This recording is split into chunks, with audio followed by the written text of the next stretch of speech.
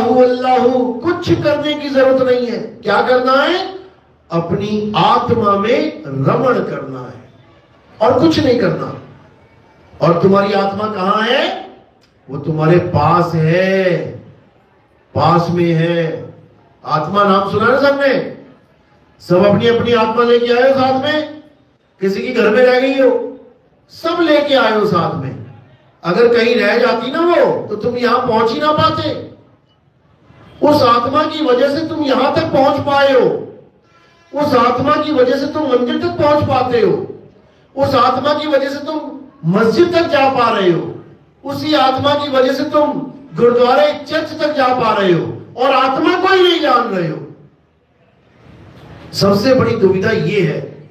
इसीलिए कृष्ण जी ने कुरुक्षेत्र की धरती में गीता का ज्ञान दिया। इसलिए नहीं दिया कि तुम गीता के पाठ करवा करवा के 50-50 हजार रुपए नोट छापते रहो। इसलिए नहीं दिया। इसलिए नहीं दिया कि तुम गीता का ज्ञान, तुम गीता को हाथ लगाने से भी डरो। कई लोग गीता नहीं रखवाते घर में, कहते नहीं तुमने बिना नहाए धोए हाथ लगा दिया तो पाप लग जाएगा। इसलिए नहीं दिया था गीता का ज्ञान। गीता का ज्ञान इसलिए दिया था ताकि सब अपनी आत्मा को जानो, अपने आप को पहचानो कि तुम शरीर नहीं, तुम आत्मा हो। इसीलिए दोनों तरफ के राजाओं को रोक दिया और केवल अर्जुन को ज्ञान सुनाया। क्योंकि अर्जुन ने धनुष बाण छोड़ दिया।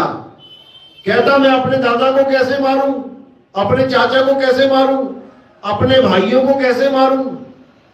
तब अर्जुन को आत्मा का ज्ञान समझाया गया कि जिसको तू कह रहा है कि इसको मैं मार नहीं सकता, इसको मैं मार नहीं सकता, तू चाह के भी नहीं मार सकता उनको, क्योंकि वो शरीर है ही नहीं। ये भीष्म पितामह जो तुझे दिख रहा है बूढ़ा, ये वो नहीं है जो दिख रहा है। ये तो केवल इसका शरीर है। भीष्म पितामह तो एक आत्मा है, वो अजर अमर अविनाशी है।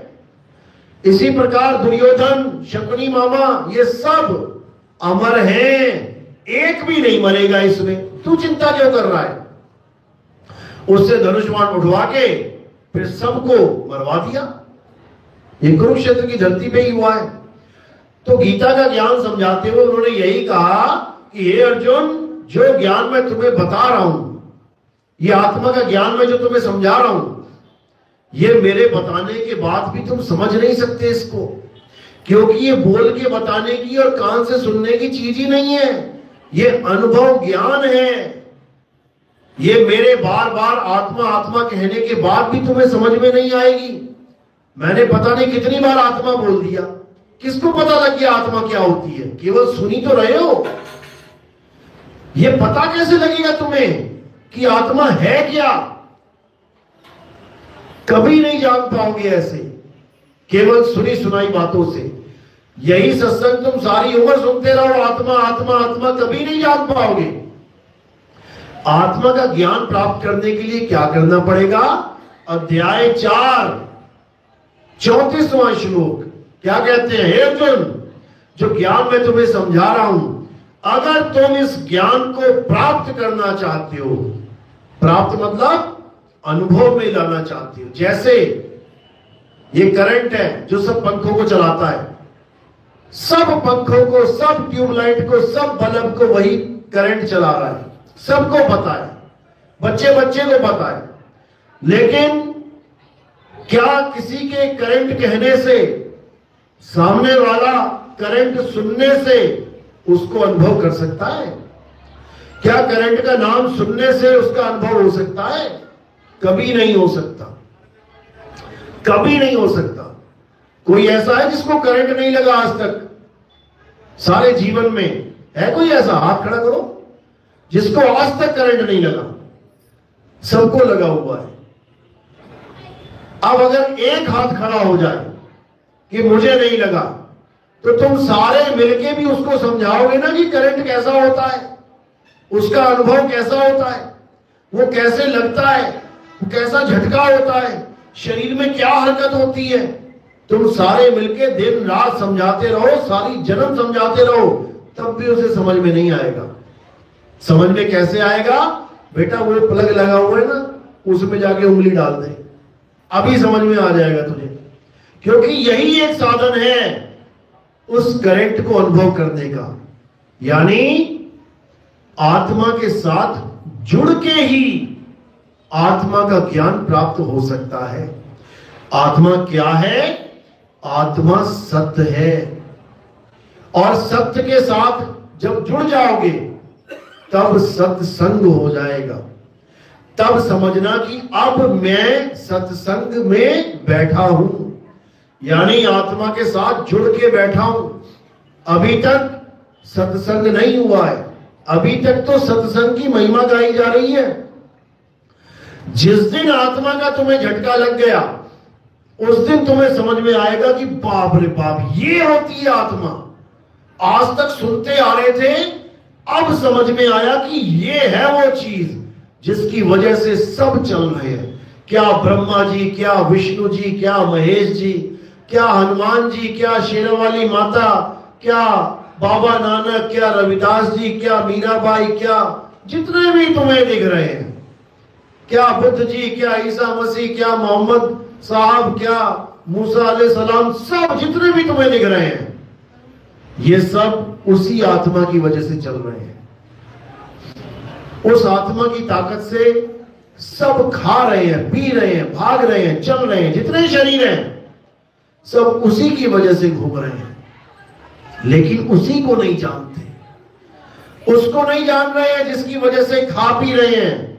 उसको जान रहे हैं जो तुमने बना दिया है, इस शरीर के द्वारा बना दिया। क्या बनाया? मंदिर, मस्जिद, गुरुद्वारा, चर्च, ये मंत्र, जंतर, अक्षर, ये तुमने बना दिए और इसी को बना के इसमें फंसे पड़े हो। जिसकी वजह से बनाए गए हैं। मंदिर किसकी वजह से बनाए? क्या केवल शरीर मंदिर बना लेगा? मुर्दा भी शरीर ही होता है, मुर्दा भी शरीर ही है, बना के दिखाए मंदिर। आत्मा की ताकत से बन रहा है। मस्जिद बना के दिखाए बिना आत्मा के? आत्मा की ताकत से बन रहा है।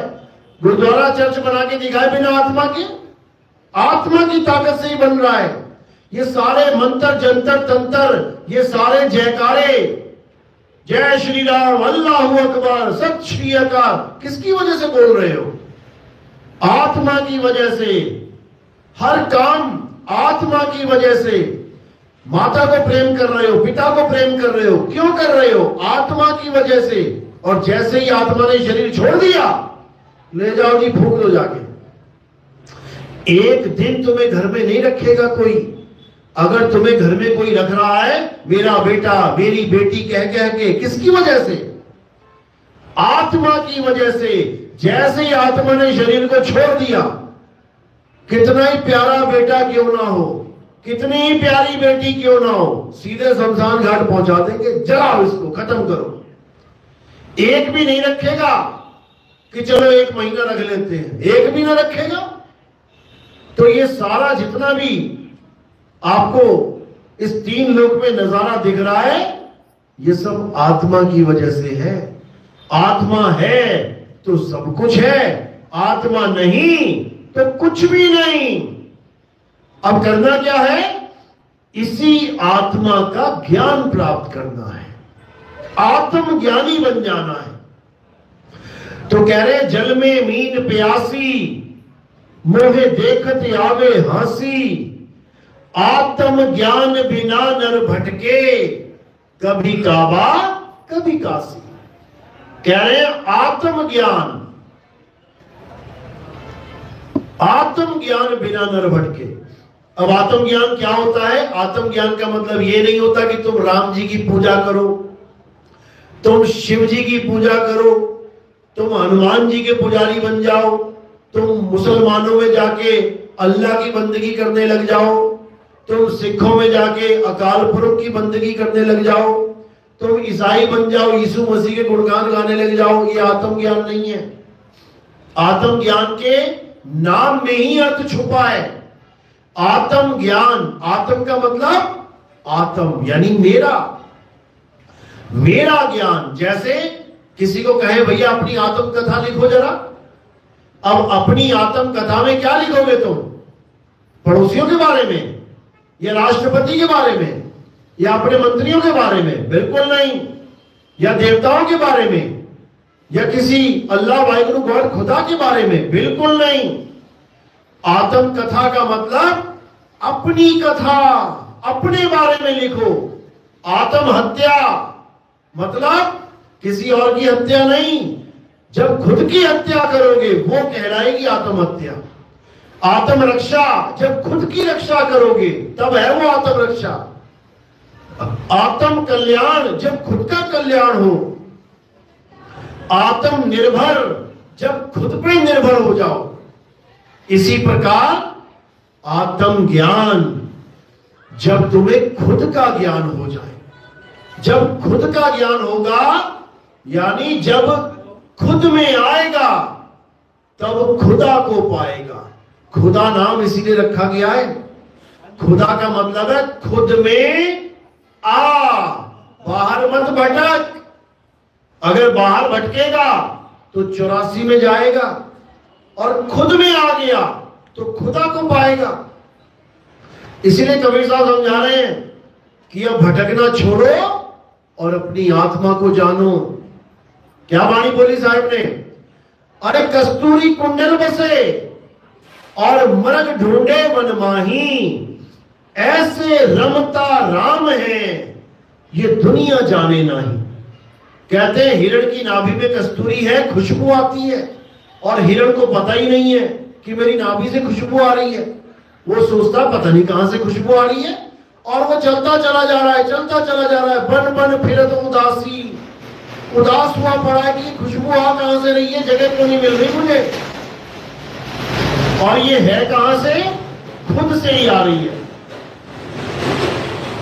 इसी प्रकार जो हमारा परमात्मा है वो कहां है? वो हमारे अंदर छुपा बैठा है। कैसे छुपा है? जैसे तिल के दाने में तेल होता है। तुम एक बोरा लेके आओ तिल के दाने, घर में पड़े हैं, और जब तेल लेने की बारी आई तो बाहर ढूंढ रहे हो, अरे तेल कहां मिलेगा, तेल कहां मिले? वो बोरे में ही है तेल, वो दाने में ही है तेल। घर में 50 लीटर दूध पड़ा हुआ है, और मक्खन ढूंढने के लिए, घी ढूंढने के लिए गली गली में भटक रहे हैं। मुझे घी चाहिए, मुझे मक्खन चाहिए, कहां मिलेगा? अरे उस दूध में ही पड़ा हुआ है, लेकिन तुम्हें दिख नहीं रहा है। वो जब गुरु धारण करोगे तब तुम्हें दूध में से घी बनाना सिखा देगा, कहीं भटकना नहीं पड़ेगा। इसी प्रकार जब तुम परमात्मा को पाने के लिए गुरु धारण करोगे तब तुम्हें कहीं बाहर जाने की जरूरत नहीं पड़ेगी। कहते हृदय नाम त्याओ और कर बैठे प्रभु पाओ, यानी घर में बैठे बैठे प्रभु आएंगे तुम्हारे पास मिलने के लिए, क्योंकि वो तुम्हारे पास ही है। वो को कहां ढूंढे रे बंदे, मैं तो तेरे पास में। ना मंदिर में, ना मस्जिद में, ना काबे कैलाश में, ना मैं जप में, ना मैं तप में, ना एकांत निवास में। मैं किसी जप तप से भी नहीं मिलता कि हिंदू राम राम जपे, मुसलमान अल्लाह अल्लाह जपे तो मिल जाऊंगा, कभी नहीं मिलता। मैं क्या करना पड़ेगा? ये जप तप छोड़ के, इन नकली नामों को छोड़ के असली नाम यानी सतनाम को जानना पड़ेगा। सतनाम यानी सच्चा नाम। अब सच्चा नाम, इसका मतलब झूठा नाम भी है, तभी तो हम किसी को सच्चा नाम कहेंगे। जैसे हम कहेंगे ये आदमी बड़ा सच्चा है, इसका मतलब झूठा आदमी भी कहीं ना कहीं है, तभी तो सच्चा है। असली नकली का खेल चल रहा है। असली दवाई लाना भैया, नकली मत लाना, इसका मतलब नकली चल रही है मार्केट में। अच्छी क्वालिटी का कपड़ा लाना यानी घटिया का भी चल रहा है मार्केट में। इसी प्रकार असत नाम यानी झूठा नाम, नकली नाम, कृत्रिम नाम, और सतनाम यानी असली नाम, ये दोनों चल रहे हैं मार्केट में। अब तुम्हें कौन सा मिल गया है, ये तुमने परख करना है। जैसे नकली नोट भी चलता है मार्केट में, असली भी नोट चलता है। आज तक किसी के पास नकली नोट चला है? हाथ खड़ा करो जरा, कोई दुकान में कोई नकली नोट चेप गया तुम्हें, बाद में पता लगा रहे यार तो नकली है, किसी को नहीं मिला आज तक, देखा है किसी ने? देखो बैठ गए। चला होगा, क्यों चला होगा? क्या वो नोट जैसे हरा नोट है 500 का, क्या वो 500 का नोट लाल होगा नकली वाला? असली हरा है तो नकली लाल होगा क्या, या पीला होगा? कैसा होगा वो? हरा ही होगा, हरा ही होगा। एक एक चीज वैसी होगी, असली में गांधी है तो नकली में क्या पंडित जवाहरलाल नेहरू होगा? उसमें भी गांधी होगा।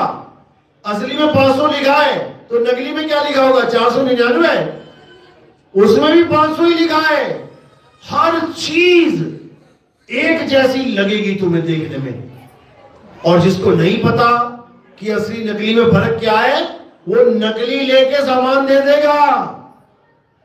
समझ लो। अब क्यों नकली चल गया उसके पास? क्योंकि उसको परख ही नहीं है। मार्केट में नकली घी, नकली खोया, नकली पनीर, पता नहीं क्या क्या नकली चल रहा है, लेकिन कहां चल रहा है? जिनको परख नहीं है वहां चल रहा है। जिसको परख है 2 मिनट में पता कर लेगा ये नकली है कि असली है। तो इसी प्रकार भगवान की मार्केट, परमात्मा की मार्केट में, अल्लाह वाहिगुरु की मार्केट में भी नकली नाम चल रहा है। नकली नाम और असली नाम में फर्क क्या है? जब तक तुम्हें यह नहीं समझ में आ गया तब तक तुम ठगे जाओगे, याद रखना। इसीलिए बाबा नानक ने क्या जयकारा लगाया था? सतनाम वाहिगुरु। ये कोई मंत्र नहीं है कि तुम सोच रहे हो कि मैं सतनाम वाहिगुरु करूंगा तो मैं पार हो जाऊंगा। वो तुम्हें समझा रहे हैं कि वाह मेरे गुरु, जिसने मुझे सतनाम दे दिया, जिसने मुझे परमात्मा का सच्चा नाम दे दिया। क्यों? पहले झूठे नाम मिल गए थे, पहले झूठे नाम मिल गए थे उनको। उसके बाद बेई नदी पे, पता है ना बेई नदी पे क्या हुआ था? बेई नदी पे उनको सतनाम मिला, सच्चा नाम मिला। तब उनके पुराने वाले सारे नाम नकली वाले छूट गए। नकली नाम क्या होता है, असली नाम क्या होता है, इसको अच्छे से समझ लो। नकली नाम की निशानियां क्या है और असली नाम की निशानी क्या है? गुरु तो सबने बना ली है, गुरु धारण तो सारे ही करके बैठे हैं, लेकिन गुरु और सतगुरु में भेद क्या है? गुरु तो घर घर बैठे हुए हैं, गली गली में बैठे हैं, लेकिन सतगुरु और गुरु में फर्क क्या है? इसको अच्छे से समझ लो। गुरु तुम्हें वो नाम देता है जो नाम किसी भाषा के होते हैं। हिंदुस्तान में पैदा हो गए तो हिंदी के नाम मिल गए, अरब में पैदा हो गए अरबी भाषा के नाम मिल गए, अंग्रेजों के घर पैदा हो गए अंग्रेजी के नाम मिल गए, चाइनीज बन गए तो चाइनीज में नाम मिल गए, अलग अलग भाषाओं में अलग अलग भाषाओं के नाम मिल गए। ये जितने भी नाम भाषाओं में आते हैं, अक्षरों में आते हैं, जिनको बोला, लिखा, पढ़ा, देखा जा सकता है, सुना जा सकता है, ये सब नाम नकली है। नकली, ये सब नकली है, रिजेक्टेड माल है। अंत में तुम्हारी हालत खराब हो जाएगी। जब नकली नोट लेके कोई जाए, दुकान पे खड़ा हो जाए या बैंक में जमा कराने जाए, उसी वक्त ले जा भैया नकली माल है ये, उस वक्त जो हालत हो जाती है वैसी हालत हो जाएगी अंत में। जब यमराज आएगा यमदूतों के साथ और तुम कहोगे मैंने इतना नाम जपा, मेरे पास इतना धन है नाम का, वो क्या कहेगा? नकली है ये, तू नकली धन इकट्ठा करता रहा, हटा इसको। अब असली क्या है? बाबा नानक समझा रहे हैं बाणी में, कह रहे हैं अब सतनाम को जानो। सतनाम क्या है? कहते अखा वाज्यो वेखना, बिन कन्ना सुनना, पैरा वाज्यो चलना, बिन हथी करना, जीपा वाचो बोलना, यू जीवित मरना, नानक हुक्म पछाण तो जा खसमे मिलना।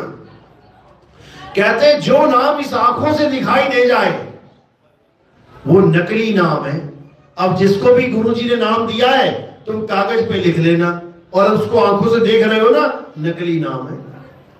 अखा वाचो वेखना बिन कन्नी सुनना, अगर गुरुजी ने तुम्हें नाम दिया और तुमने कानों से वो नाम सुन लिया, नकली नाम है। चाहे वो राम राम होए, चाहे राधे राधे होए, चाहे अल्लाह अल्लाह होए, चाहे वाहिगुरु वाहिगुरु होए, चाहे कोई भी होए, मुंह से बोल दिया, कान से सुन लिया, नकली नाम है।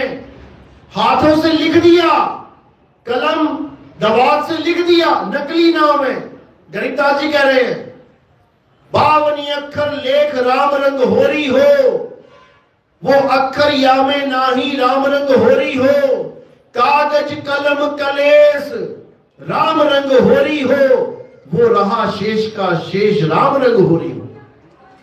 यानी जो कागज कलम से तुमने लिख दिया वो सब नकली नाम है, लिख के मिटा दिया, नकली नाम है। कबीर साहब कह रहे, ओ अंकार आदि में जाना, लिखे और मेटे ताही न माना। मैं उसको नाम नहीं बोलता जो लिखने और मेटने में आ जाए। नाम क्या है? नाम वो है जो बोलने लिखने पढ़ने में नहीं आता, वो कभी आ ही नहीं सकता, क्योंकि वो है ही नहीं जो दुनिया मान के बैठी है। तो जितने नकली नाम हैं ये सब बोल के लिख के पढ़ के लिए और दिए जाते हैं, और जो असली नाम है वो पहले से ही तुम्हारे पास है। वो तुम्हें कोई गुरु नहीं दे सकता कि कोई गुरु तुम्हें दे देगा। वो असली नाम तुम्हारे पास पहले से ही है। असली नाम का मतलब होता है आत्मा। आत्मा ही सतनाम है। तो आत्मा तुम्हारे पास पहले से ही है, वो कौन देगा तुम्हें? बिना आत्मा के तुम हो ही नहीं। लेकिन कमी किस चीज की है? आत्म ज्ञान की। आत्म ज्ञान की कमी है। आत्मा तुम्हारे पास है। अभी तुमसे पूछा जाए आत्मा कैसी होती है, तुम्हारी आत्मा कैसी है? मोटी है, पतली है, लंबी है, छोटी है, काली है, गोरी है, गोल है, चकोर है, षटकोण है, कैसी है? ठंडी है, गर्म है, कैसी है? कोई जवाब नहीं। जबकि 24 घंटे रहते हो तुम आत्मा के साथ। आत्मा हमेशा तुम्हारे साथ है, लेकिन तुम्हें उसका एहसास ही नहीं है। बस यही अज्ञान है।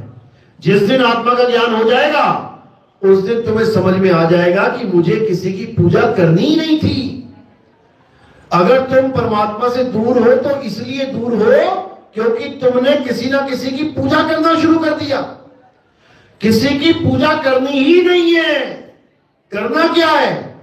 अपनी आत्मा को जानना है। अर्जुन, जो अपनी आत्मा को जान लेते हैं, जो अपनी आत्मा को परख लेते हैं, समझ लेते हैं, उनका कभी जन्म और मरण नहीं होता।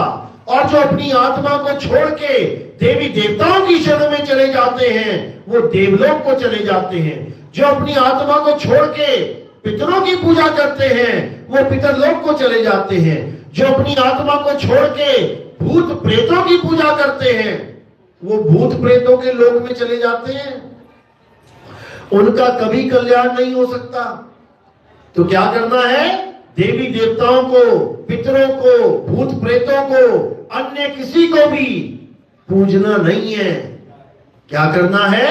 अपनी आत्मा को जानना है। हे अर्जुन, मैं और तू ये शरीर नहीं है, हम आत्मा हैं। अगर तू मुझे जानना चाहता है तो अपनी आत्मा को जान ले, क्योंकि तुझ में और मुझ में कोई भेद नहीं है। समझ लो, जैसे एक पंखा दूसरे पंखे की पूजा कर रहा है, जबकि करंट इसमें भी है उसमें भी है। तो जानना किसको है? अपने करंट को जानना है। अगर तुमने अपने करंट को जान लिया तो समझ जाना सारे पंखों में जितना भी करंट है सबको जान लिया। यानी अपनी आत्मा को जान लिया तो समझ लेना कि तुमने सारे संसार के सब जीवों की आत्मा को जान लिया। अब तुम्हें ये मोह नहीं रहेगा कि कोई पैदा हो रहा है या मर रहा है। क्यों? क्योंकि आत्मा का ना तो कभी जन्म होता है ना ही कभी मृत्यु होती है। हे अर्जुन, ये आत्मा अजन्मा है। इस आत्मा को कोई शस्त्र काट नहीं सकता, इस आत्मा को अग्नि जला नहीं सकती, वायु सुखा नहीं सकती, जल भिगो नहीं सकता। तो जब इसको कुछ हो ही नहीं सकता तो असली भगवान तो यही है। और जिस भगवान की हम पूजा करने में लगे हैं उसके पैर में तीर लग गया, मर गया शरीर। जिस भगवान की पूजा हम करने में लगे हैं वो जल में समाधि ले ली, गल गया शरीर।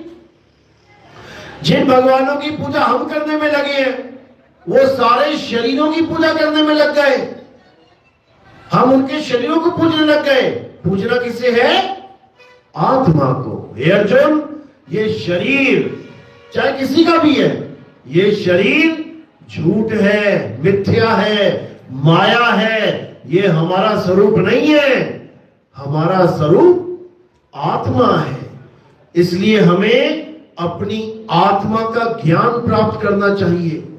आत्मा का ज्ञान हो जाने पर परमात्मा का ज्ञान हो जाता है। क्यों? क्योंकि दोनों का स्वरूप एक ही है। कह रहे सत्य स्वरूपी नाम साहिब का, सो निज नाम हमारा। हम में और उसमें कोई अंतर नहीं है। अंतर किसका है? अज्ञानता का। हम अपने आप को उससे जुदा मान बैठे हैं। बस अज्ञानता यही है। अब क्या करना है? अब इस भेद को खत्म कर देना है, इस अंतर को खत्म कर देना है। वाणी क्या कह रही है? तो ही मोही, मोही तो ही अंतर कैसा। जब हम परमात्मा की भक्ति में बैठेंगे तो परमात्मा की ऐसी दया होगी कि वो हमें ही परमात्मा बना लेगा, हमें अपने जैसा बना लेगा। जैसे गंगा समुद्र से मिलेगी तो गंगा नहीं रहेगी, समुद्र गंगा को समुद्र ही बना देगा।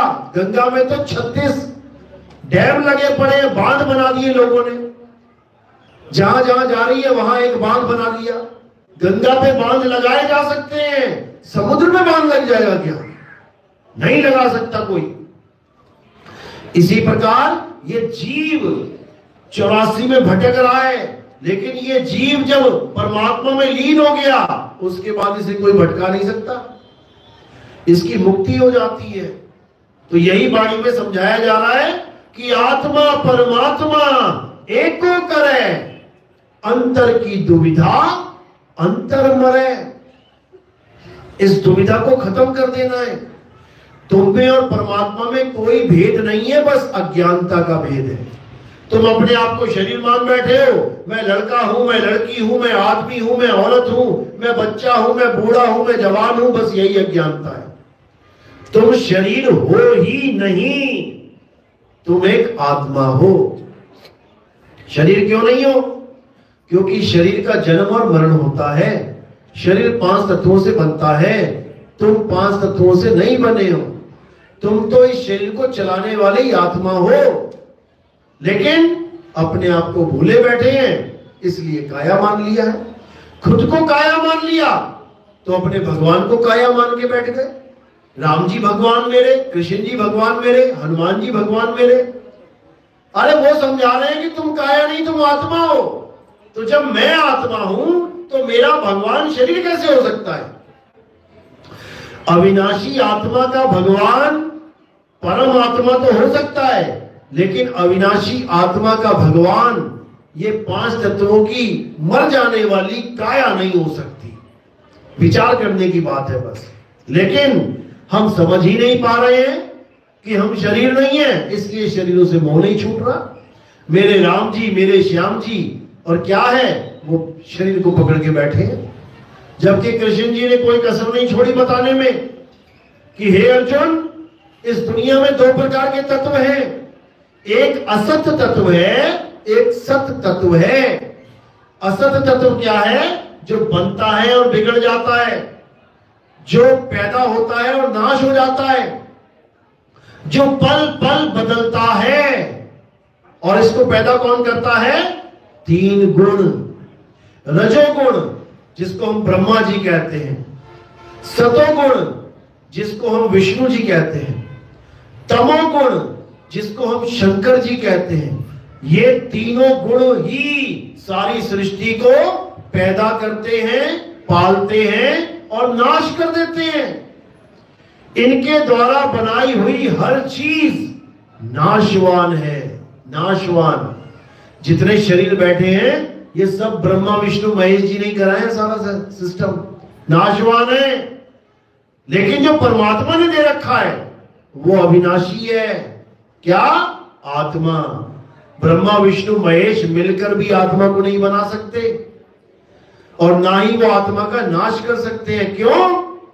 क्योंकि आत्मा अजन्मा है, उसको कोई जन्म दे ही नहीं सकता। आत्मा अजन्मा है, नित्य है, शाश्वत है, पुरातन है। ये आत्मा ही सत्य सनातन है। आज सनातन के नाम पे बड़ी बड़ी बातें होती हैं। पत्थरों की पूजा करने वाले खुद को सनातनी बताते हैं, पेड़ पौधों की पूजा करने वाले खुद को सनातनी बता रहे हैं, मंत्रों को जपने वाले खुद को सनातनी बना रहे हैं। जबकि सनातन का मतलब क्या है? जो आत्मा की पूजा करता है। अध्याय 2 24वां श्लोक पढ़ो जरा, गीता में क्या कह रहा है। तुम्हें सनातन की डेफिनेशन बता रहा है कि अर्जुन, ये आत्मा जिसे कोई छेद नहीं सकता, ये आत्मा जिसे कोई जला नहीं सकता, ये आत्मा जिसे कोई मिटा नहीं सकता, जो इस आत्मा की पूजा करते हैं वही सनातनी है। अब बताओ कौन पूजा कर रहा है आत्मा की?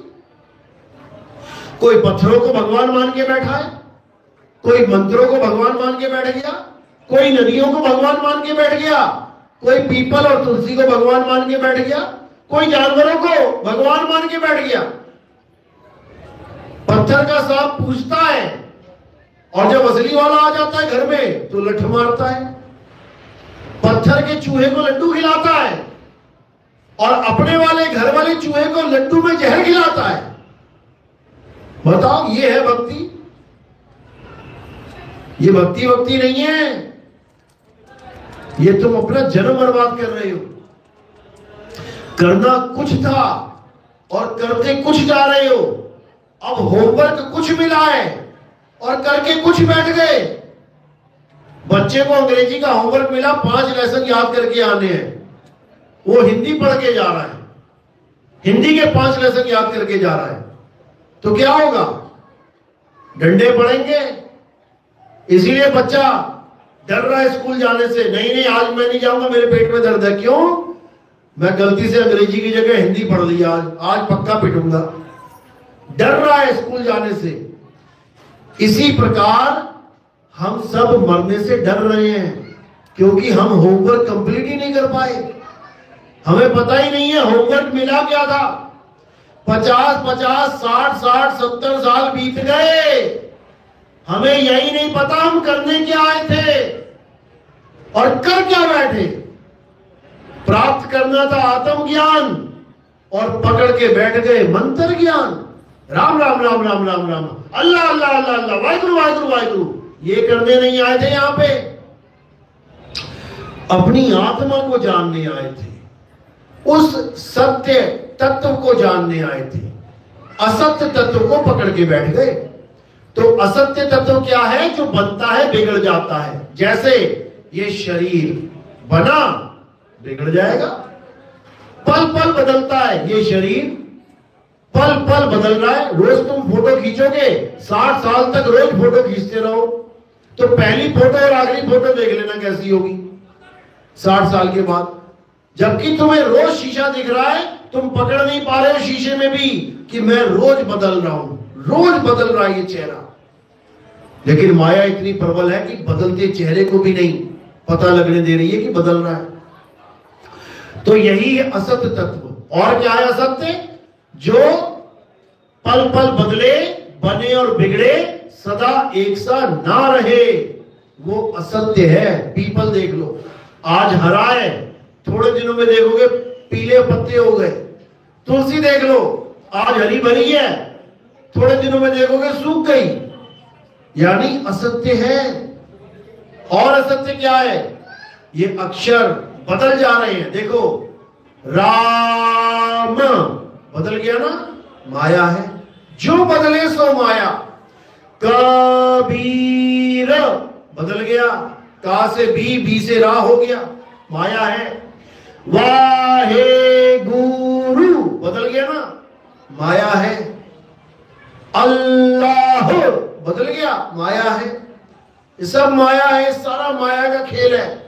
सत्य क्या है? हे अर्जुन, जो कभी ना बदले वो सत्य है। क्या नहीं बदलता? आत्मा कभी नहीं बदलती, कभी नहीं। आत्मा कभी ना बनती है ना बिगड़ती है। उस आत्मा को जान लेना ही हमारे जीवन का एकमात्र लक्ष्य है, एकमात्र। गुरु ग्रंथ साहब में वाणी आती है, आत्म देव पूजिए गुरु के सहज सुभाए। कौन पूज रहा है? आत्मदेव। किसी भी गुरुद्वारे में चले जाओ, वाणी तो रोज गा रहे हैं, आत्मदेव पूजिए, आत्मदेव पूजिए। कौन पूज रहा है? मंत्र जप रहे हैं, वाहेगुरु वाहेगुरु वाहेगुरु। आत्मदेव कहां चला गया? अब आत्मदेव कहां चला गया? किसे पूजे? इसीलिए गुरु की जरूरत पड़ती है। गुरु तुम्हें आत्मा का लखाव कराता है और ये सारे नाम छुड़वा देता है। सोई गुरु पूरा कहावे, जो दो अक्षर का भेद बतावे। एक अक्षर, ये पावन अक्षर अल्लाह, वाहिगुरु, गॉड, खुदा, राम, कबीर, नानक, जितने भी नाम तुम्हें दिख रहे हैं, ये सब 52 अक्षरों के द्वारा बने। इसको छुड़वा देवे, छोड़ दे इसे। एक छुड़ाए एक लखाए। अब क्या लखाएगा? तुम्हें तुम्हारी आत्मा का ज्ञान देगा। बेटा तेरी आत्मा है कहां? उस आत्मा से तुम्हें जुड़ना कैसे है? और जब तुम अपनी ही आत्मा से जुड़ोगे तब समझ जाना कि तुम परमात्मा से जुड़ गए। क्योंकि जब लगना चीनोगे आत्म, तब लगना मिली है परमात्म। आत्म चीने तो परमात्म चीने, संत कहावे सोए, यह भेद काया से न्यारा। इस काया का खेल नहीं है ये। कई लोग अपने गुरु को काया समझ के उनका इंतजार कर रहे हैं। मेरे गुरुजी आएंगे, मुझे लेके जाएंगे। किसका इंतजार हो रहा है? काया का। काया क्या है? असत्य है, झूठ है। झूठ का इंतजार किया जा रहा है। और जो सत्य है, अपनी आत्मा, उसका जिक्र तक नहीं किया जा रहा है। ऐसे ऐसे गुरु मिल गए हैं जो अपने पीछे लगा लेंगे कि मैं मुक्त करूंगा तुझे, मैं मुक्ति दूंगा। और जो आत्म तत्व है, जिसको प्राप्त करके आप मुक्त हो जाओगे, उसका जिक्र तक नहीं किया जा रहा। इतना बुरा हाल हो चुका है इस भगवान जी की मार्केट में। ये भगवान जी की मार्केट है। जैसे सुनारों की मार्केट, लोहारों की मार्केट, मसालों वाली मार्केट, इलेक्ट्रॉनिक मार्केट, वहां पे सारी दुकानें ऐसी मिलेंगी तुम्हें। इलेक्ट्रॉनिक मार्केट में जाओगे, सब कोई घड़ी बेच रहा है, कोई टीवी बेच रहा है, कोई रेडियो बेच रहा है। ये भगवान की मार्केट है। यहां राम भी बिक रहा है, यहां अल्लाह भी बिक रहा है, वाहिगुरु भी बेच रहे हैं, यहां गॉड भी बिक रहा है। आओ, पैसा चढ़ाओ, जाओ। लेकिन कोई आत्मज्ञान, आत्मा का जिक्र नहीं कर रहा है, जिसके द्वारा मुक्ति होगी। उस आत्मा का कोई पहचान ही नहीं बता रहा है। इसीलिए कबीर साहब को बार बार समझाना पड़ रहा है कि आत्मज्ञान बिना नर भटके। कभी काबा कभी काशी, भटकते रह जाओगे, लेकिन कभी आत्मज्ञान प्राप्त नहीं होगा। क्यों? क्योंकि आत्मा तुम्हारे घट में विराजमान है और तुम ढूंढ रहे हो बाहर। भजन तो गा रहे हो, मेरे रोम रोम में बसने वाले राम, मैं तुझसे क्या मांगू। अब गा रहे हो रोम रोम में बसने वाला राम। रोम यहां लगे हुए हैं। और पूजा करते कहां जा रहे हो? अयोध्या जा रहे हो। बताओ, अयोध्या में तुम्हारे रोम लगे हुए हैं। तुम्हारे रोम क्या अयोध्या में लगे हुए हैं? रोम यहां है, राम यहां है, और ढूंढ अयोध्या में रहे हो जाके, वो कभी नहीं मिलेगा। भजन गा रहे हैं, तुझ में राम मुझ में राम सब में राम समाया, और सबसे कर लो प्रेम जगत में कोई नहीं पराया। और जब पूजा करनी होती तो मंदिर पहुंच जाते। अब तेरा और मेरा राम कहां चला गया? अब राम ही जा रहा है थाली उठा के पूजा करने। ये किसी को नहीं समझ में आ रहा है। तो क्या करना है? अब अज्ञानता को दूर कर देना है, ये नामों की मार्केट से बाहर निकल आना है, ये अक्षरों के व्यापार से बाहर चले जाना है। गुरुजी नाम देते हैं राधे राधे, 2500 रुपए लेते हैं, जो तुम्हें पहले से पता है बचपन से, वो तुम 2500 में लेके आ रहे हो। बताओ। अरे गुरु वो देता है जो तुम्हें ना पता हो, तब वो गुरु कहलाता है। तब वो गुरु कहलाएगा जब तुम्हें ज्ञान देगा। ज्ञान तो तुम्हें दिया नहीं, नाम पकड़ा दिया और तुम भी लेके आ गए, हाँ मैं नाम जपता हूं। अरे तो बिना गुरु के जप सकता था वो तो घर में राधे राधे कर सकता था, राम राम कर सकता था। अल्लाह कौन सा नाम तुम्हें नहीं पता है? सारे नाम पता है। कहो तुम्हारा कंपटीशन हो जाए गुरुजी से, तुम्हें ज्यादा पता हो उसे कम पता हो, ऐसा भी हो सकता है। किसी गुरु को नहीं पता कि राम जी के 108 नाम कौन कौन से चेला रटके गया है वहां पे, वो गुरु को ही हरा देगा नाम में। पता है ना दशरथ जी का पुत्र राम जी, कितने नाम रखे गए थे उनके? एक नाम, और वो था राम। अभी तुम नेट पे सर्च करो भगवान राम के 108 नाम, देखो जड़ी लग जाएगी। ये किसने रख दिए? ये किसने रख दिए भाई? अल्लाह एक है, उसका नाम भी एक होना चाहिए था। अल्लाह अभी कुरान पढ़ोगे 99 नाम लिखे हुए उसमें अल्लाह के, तो अल्लाह को और कोई काम ही नहीं था, वो अपने नाम ही लिखता जा रहा है। ये भी मेरा नाम, ये भी मेरा नाम, ये भी मेरा नाम, 99 नाम ले लो तुम लोग। ये क्या है भाई? ये क्या है? ये अक्षर जाल है। अक्षर है तो नाम है, और अक्षर हटा दो एक भी नाम नहीं बचेगा। लेकिन परमात्मा तब भी है। अब उसको जानना है जो बिना अक्षरों के है, तब कल्याण होगा, नहीं तो नहीं होगा। मेरी बात समझ में आ रही है कि हवा में जा रही है? किस किस के समझ में आ रही है? हाथ खड़ा करो जरा। चलो फिर तो अच्छी बात है, बहुत बढ़िया।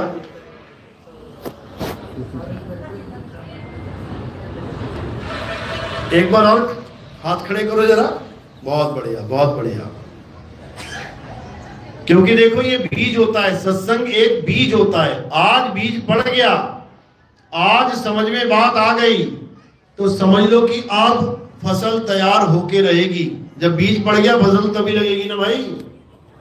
और बीज ही नहीं है, खेत में बीज ही नहीं पड़ा तो फसल क्या लगेगी?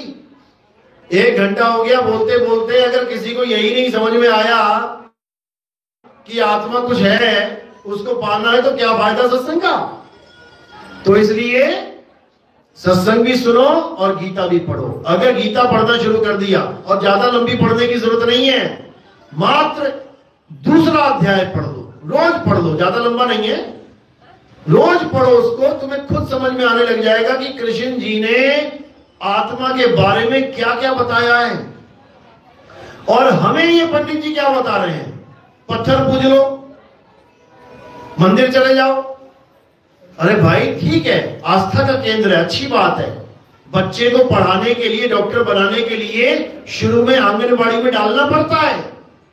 शुरू में उसे आ से अनार, ई से इमली, का से कबूतर, खा से खरगोश, उस डॉक्टर को भी पढ़ना पड़ता है। लेकिन क्या सारी उम्र का से कबूतर, खा से खरगोश ही पढ़ते रहेंगे, या आगे भी बढ़ेंगे? तो मंदिर, मस्जिद, गुरुद्वारे, चर्च हमारी प्राइमरी क्लासेस हैं, जहां पर जाके हमें पता लगता है कि भगवान नाम की भी कोई चीज है। इसलिए इनका होना भी जरूरी है। Anganwadi, nursery, LKG, first second class होना भी जरूरी है, तभी तो है। नहीं तो डॉक्टर बनने के बाद कोई कहे अरे ये तो बेकार है, ये तो आज तक काम नहीं आया मेरे, आ से अनार, ई से इमली, मुझे डॉक्टरी में कहीं नहीं लिखना पड़ रहा है। लेकिन भैया शुरुआत तो वहीं से करी है। तो इसी प्रकार शुरुआत के लिए मंदिर, मस्जिद, गुरुद्वारे बहुत अच्छे हैं, लेकिन इस ज्ञान का अंत कहां होगा? आत्मा में जाके होगा। आत्म ज्ञान प्राप्त करो, तब होगा। इसके अलावा और कोई रास्ता नहीं है। चलो, तो आज का सत्संग यही समाप्त करते हैं। बाकी किसी के कुछ समझ में आई हो बात तो हमारे सत्संग YouTube चैनल पे आप सुन सकते हैं। आप टाइप करेंगे नितिन दास के सत्संग तो आपको सामने आ जाएंगे वीडियोस, या फिर आप लिखेंगे कहत कबीर सुनो भाई साधो नितिन दास, तो आपके सामने हमारे सारे सत्संग आ जाएंगे। सीरियल वाइज सुनना है, 1 2 3 4 5 नंबर डले हुए हैं पहले से। ये समझ लो कि अध्याय के हिसाब से नंबर मिले हैं, यानी जो पहला अध्याय है उसको पहले ही पढ़ना है, और उसके बाद 2 3 4 5 करके अगर पढ़ोगे तो हर चीज बड़ी आसानी से समझ में आएगी। ऐसे नहीं पढ़ना है कि आज पहला देख लिया, कल को 75वां देख लिया, फिर 80वां देख लिया, फिर 5वां देख लिया, फिर दूसरा देख रहे हो। ऐसे करोगे तो खिचड़ी बन जाएगी, कुछ समझ में नहीं आएगा। 1 2 3 4 5 6 करते करते आगे बढ़ोगे, एक एक बात समझ में आएगी, क्योंकि अगला सत्संग पिछले सत्संग से रिलेटेड है। समझ लो, ABCD जब बच्चा पढ़ता है तो A के बाद B बोलेगा, AZZYCKLMP ऐसे नहीं बोलेगा, डंडे खाएगा नहीं। तो कहने का मतलब सीरियल वाइज चलोगे तो हर चीज समझ में आएगी और कल्याण होगा।